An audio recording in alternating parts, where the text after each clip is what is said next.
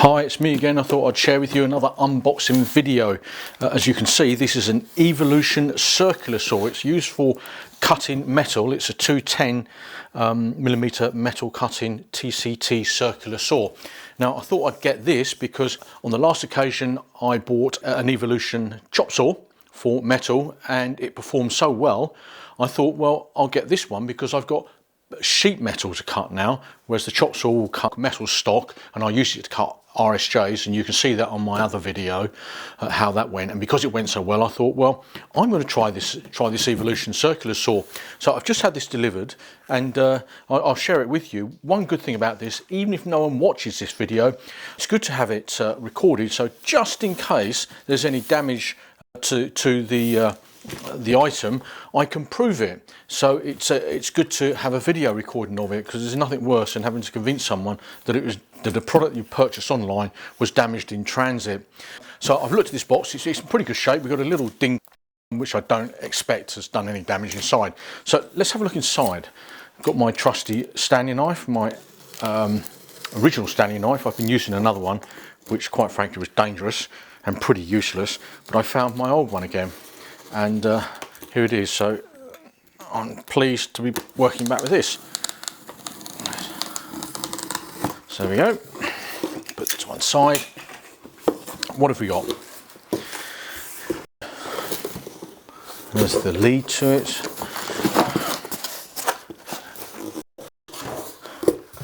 Oh, there's the guide. Aluminium, I think. It's either aluminium or plastic. I can't really tell. But this is still. So there's the guide, and it's a full-length guide by the looks of it, which is helpful. Manual and warranty. You know my views. If all else fails, then consult the manual. More packaging.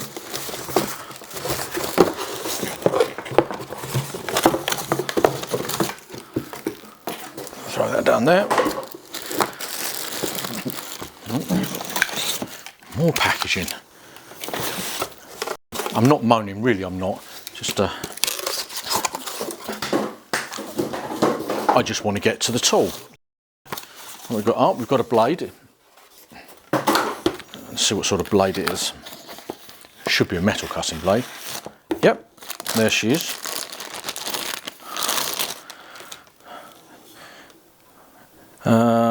There. All good. Put that to one side. And here's the saw.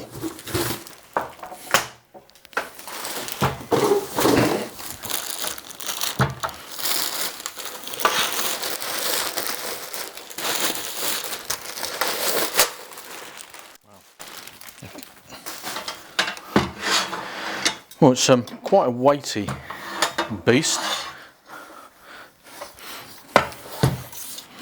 No doubt about that. Let's lock that down. So we've got a pressed steel base plate, which is not always the best, but bearing in mind, I think I paid, oh, it must have been 150, 160 pounds for this. I also bought a spare blade, a multi-purpose blade. So this is the blade as you've just seen. It came with the saw, but I bought this. Now, at the time of purchase, it wasn't clear whether this multi-material blade could be used in the circular saw. In fact, on the UK website for Evolution, it gave a couple of blades recommended for this saw, and it was just a metal blade and a stainless steel blade, I think, and there was no recommendation of this. Now, of course, it's always good to have a circular saw that can cut normal materials like timber and plastic, but this is not recommended for that. In fact, it's silent on that subject. So I'm going to try it anyway. So I bought this blade. Hopefully it'll fit. It looks like it'll fit, and if it fits in here, that'll be good, because that means I can cut some old railway sleepers that I've got. And the problem with cutting railway sleepers, anyone that's done it before, particularly old ones that really were on railway tracks, is that as the timbers open up, what we call shakes, you'll find you get stones in them. I mean, if you use your nice circular saw or any other type of saw, or even a chainsaw, getting stones or hitting stones with those tools is quite a bad thing. So I decided to buy this excuse me, I decided to buy this Evolution saw with a multi-material blade just for that purpose. But before I do that, of course, I'm going to cut some sheet metal. Now let's have a look at this. Well, it's a pretty straightforward saw. It's definitely weighty. I wouldn't want to work with that all day. The handle position is different to what we're used to. Normally in the UK, certainly our handle for circular saws is a bit higher up, and in this case it's not. It's far, it's quite far back, and we've got a solid grab handle at the top. Now I presume, and probably rightly so, that this is so you can grip the saw tightly when you cut a material, because the last thing you want to happen is for that to bite back, or kick back as we call it, at you with a blade that's spinning at goodness knows what revolutions. You do yourself some serious damage. So that's obviously why this saw is built in this way, with a very distinctive grab handle at the front. And we've got some plastic bits in here. This is the blade lifter, and we see that. I'll turn it around so you can see it. So that picks your blade up, which is fine. We've got the lock nut there for your guide, if you want to put the other way around, put your guide in. Hopefully that fits. Yep.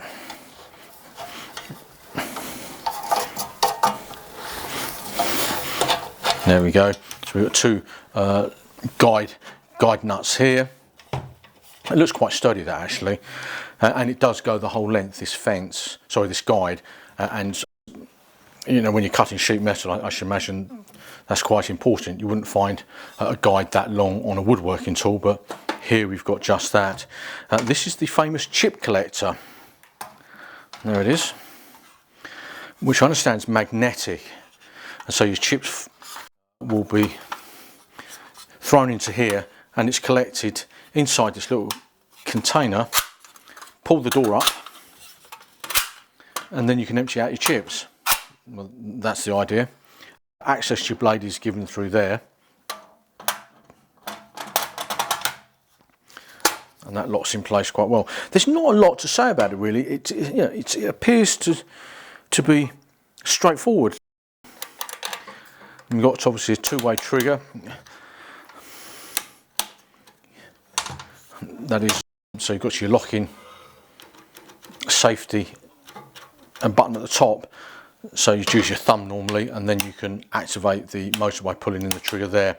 Now I haven't used this, as you know, it's brand new, and it's got a green light here. I understand if this overheats or is going to overheat, then this will turn red or amber, and that's the warning light to tell you to let it cool down before you carry on using it. It's a good tool. As I say, I wouldn't want to use it all day because it's just a bit too heavy and unwieldy, but I think for the task that I've got planned for it, it needs to be heavy, and so I'm quite looking forward to getting through that material. Now, can I see the blade from this angle? And I'll be honest with you, not easily.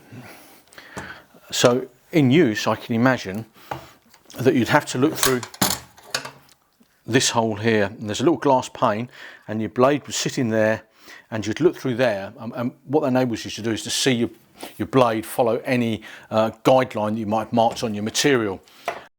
But it's a left-handed window, which is a bit awkward because I'm right-handed and most of us are. So I don't know how that's going to pan out actually. The litmus test is going to be when it's in use. How am I going to see it? I can just see it slightly if I stand back a bit and stand upright, but it's going to take a little bit of work, I think, to see the blade. But who knows, I may be wrong. So I look forward to that.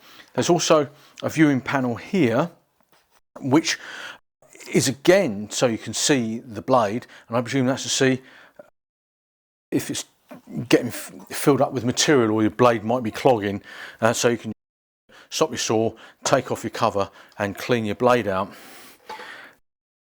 Yeah, it's a very simple piece of kit, and like always, I'm not one of those reviewers that gives you all the ins and outs, because I presume most of you will be able to do that kind of research for yourself. And if you consider buying any tool, I would hope you do that research. So that's not what I'm about. What I'm really about is I'm going to take this down to the job, and I'm going to cut some material. I'm going to put it to the test and hopefully show you how it works, how this tool works for me. I'm not expecting it to give me fine cuts like a Festool Capex saw or one of the Festool track saws. This is to get difficult jobs cutting steel done quickly without having to break out the disc cutter, which is the only choice I'd have if I didn't buy this tool. Normally I'd have to use a 9-inch disc cutter to cut any sheet material that I'm working with, but to be clear, I don't often work with sheet material, so this is a new area for me, but in this particular job I'm having to do it. I hope that this is going to be a worthwhile investment.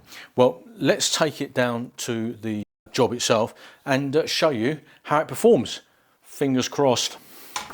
Right, we've got this ready to cut. It's not steel sheet, it's actually steel plate. It's 10mm thick. I don't know if you can see that. There we go. So it's 10mm thick. We've adjusted the blade, put the base plate down a little bit. Got my goggles on. Let's line it up. The green light's on here.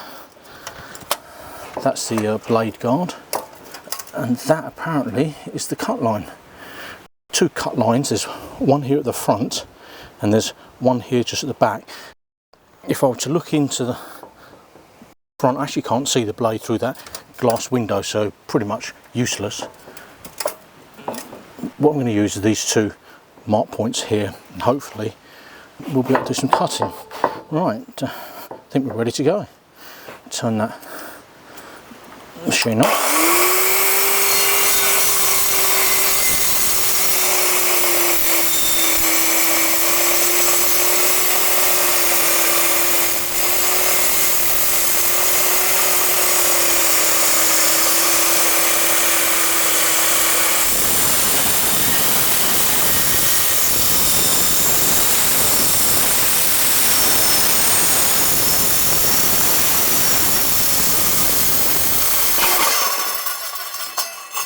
First thoughts are, once I'd got past the material around about here, I actually had no idea where the blade was going to cut, so there is potential for that not to be a very straight cut, but we'll have a look. It's not bad at all. There's a slight deviation, but I can safely say that actually went through that like butter. There's the edge. That's really good. No, it's not hot. Not a lot of chips, so I'm going to presume those chips are in here. Let's have a look. There we go. And those are all the chips. Quite a few chips, so you're going to have to empty this regularly, otherwise it's going to block up quite quickly. What I'll do is I'll set it up for another cut. We'll change the camera angle and see if we can get a different look at it. But so far, it's really good. I just want to show you again where I lost sight of the cut line. You can see I started to deviate from the pencil mark just there by probably over that space around about 1.5–2 millimeters. You've got to be mindful of that, but it's not a precision tool. It cuts with that really well. So far, really impressed. Let's set it up for another cut then.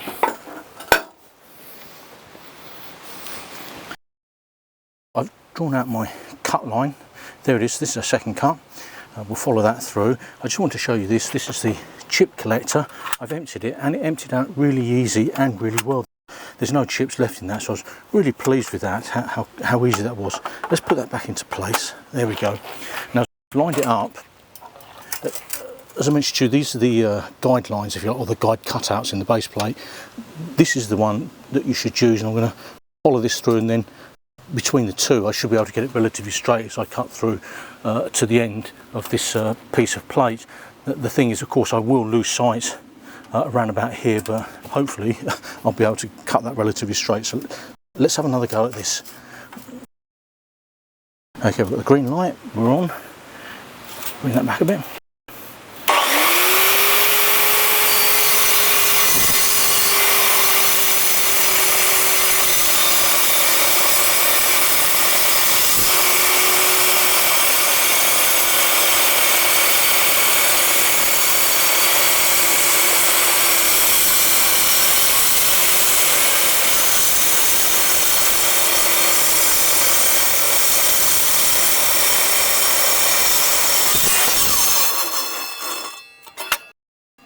other side.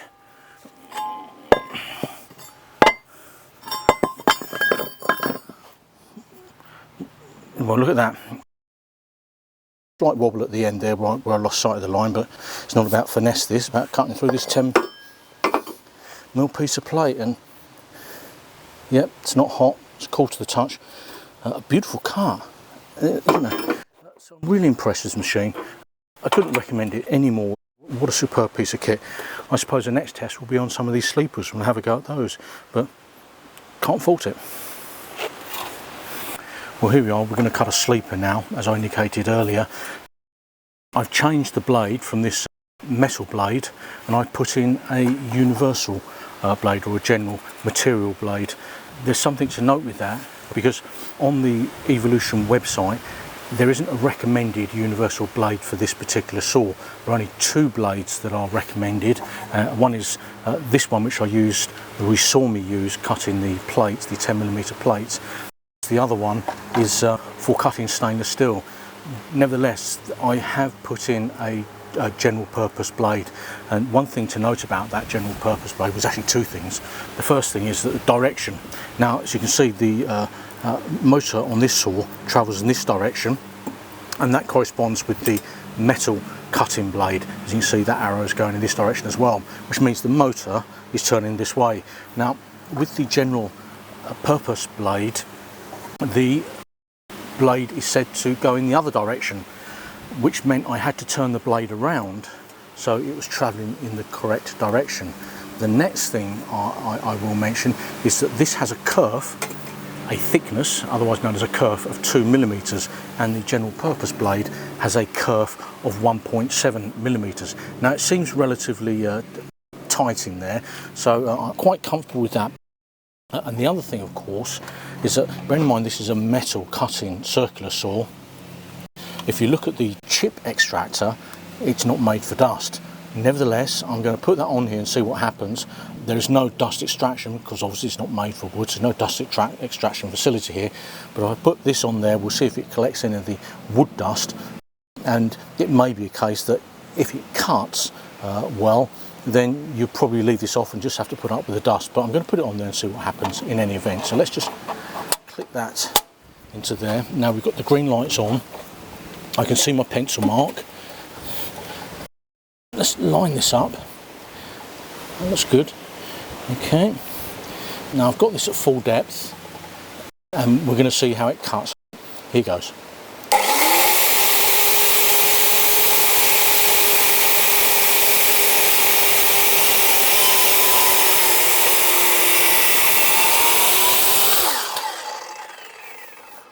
Wow. Well, you've seen that for yourself. This saw with the general purpose blade cut straight through it, no problem at all. So even though it's a saw that's designed for cutting metal, by putting in a universal saw blade I was able to cut through this manky railway sleeper, and it's gone through a fair old depth there. I'll have to turn it over and cut the other side and see what we end up with. I'm really pleased with that, and I've got a straight line. I'll move on, turn it over, mark it up and make the next cut. Great.